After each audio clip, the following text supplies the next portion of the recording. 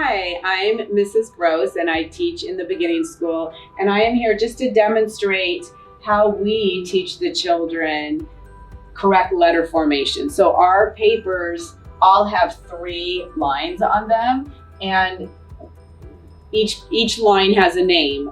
So to make it easy for the children, the top line we call the headline, the middle dotted line we call the belt line, and the bottom line we call the foot line. So when we are talking through how to write letters, those are the terms we use. So I'm going to give you some examples. For instance, the uppercase T, I would say, okay, we're going to make a line straight across the headline, pick it up, and then come back to the headline, and we go straight down and stop at the foot line. So that is how I would talk about making the uppercase T. The lowercase t would be, okay, we're going to start right at the headline, put your pencil on the headline, straight down to the foot line, curl back up, pick it up, and then we're going to cross right on the belt line.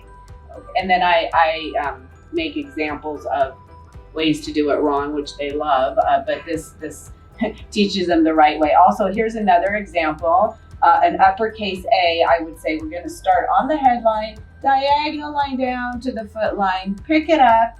We come back to the starting point on the headline, diagonal to the foot line, pick it up, and right across the belt line is where we cross our uppercase A.